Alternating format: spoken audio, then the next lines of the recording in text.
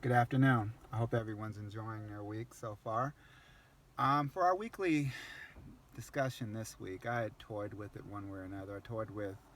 I have a lot of people, friends, clients that are writing books and have a hard time to get started. There's a model for that I'm actually using myself, and I'm using you guys to do it.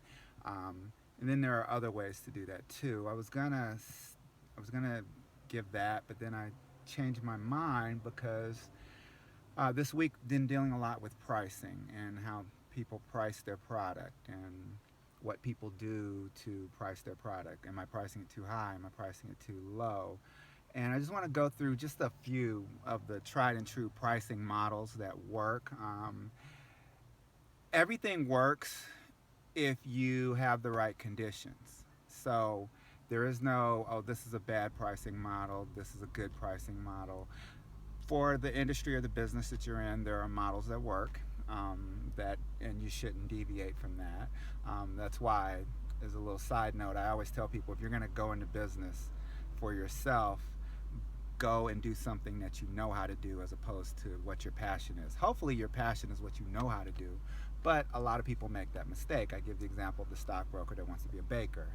He bakes or she bakes very good, and all their friends love it and that kind of thing. But there are nuances to every little business. There are nuances to all markets, and you need to know those nuances. And if you don't know those nuances, um, you're going to fail.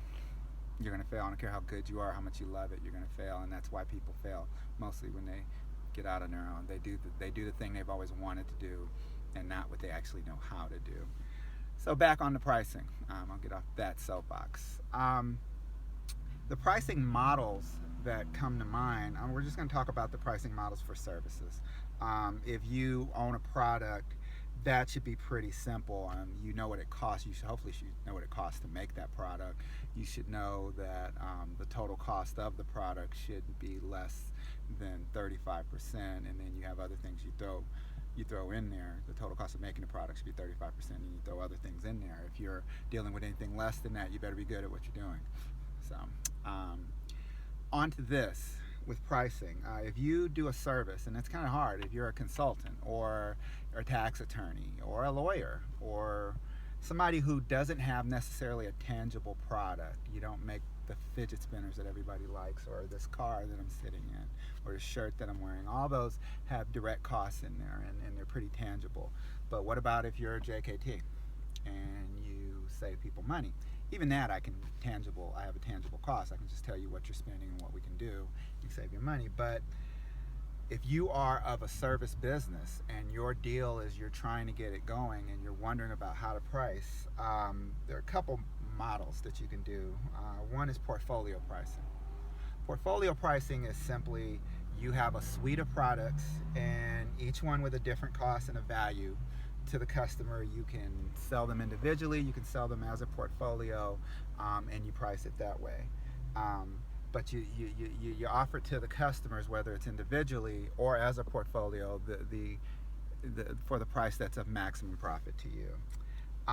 You have what's called the freemium model. The freemium model works. A lot of websites try and do this. It's called freemium, like LinkedIn, for instance. If you have LinkedIn, you know that most of us don't pay for LinkedIn. We have LinkedIn free, and then you have LinkedIn Premium. The key thing there, though, is you got to make sure that you give the free users just enough to where it's functional and they like it, but not too much to where they don't want to pay for everything. So LinkedIn, I think, has found a nice little niche. If you're a recruiter or a salesperson, you probably want to pay for LinkedIn. If you're like the rest of us, maybe not. Um, Another one is the value model. This is something that service providers usually try and go. This is probably the one that everybody tries to do, and it's basically sell your product up to the point where it's value. You're selling people on the value of the product. You're selling people on how good the product is, and you're hoping that people will see that and agree with you and pay the price that you want. You should always know the market pricing. Now, if you're doing something that there isn't anything new under the sun, you're just doing it a different way, this is probably the lazy man's way of doing it, but You get 1 point for inventing, 2 points for stealing. So if the market price is where it is, and you know what the market price is, and you know you can do it for under the market price, do it for under the market price. Don't do it so much that you cut yourself thin, and don't do it so much that people are wondering how much it really costs you to do it. But if you know what the market price is, and that should be easy. And if you're in a business and you don't know the market price of your product, I would say start there. I would say start there, because I don't really know what you're doing if you don't really know the market price of your product. Everything else, I wrote a bunch of notes down here, but I'm just going to stick with those things. Freemium, if you're a website, the dance is, how do I entice the user enough to where they want to take the free product?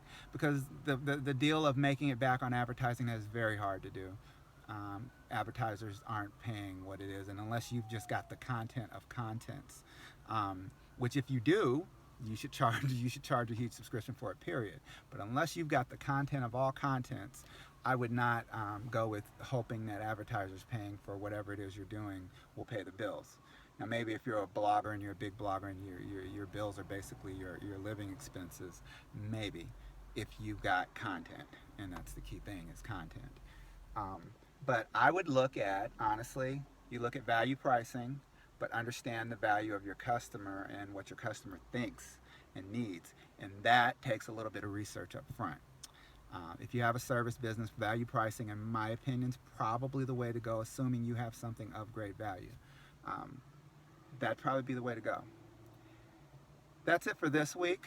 We talked about pricing. Next week's subject is going to be up in the air, but it will be of value to you. Hopefully this 6 minutes and 47 seconds was of value to you.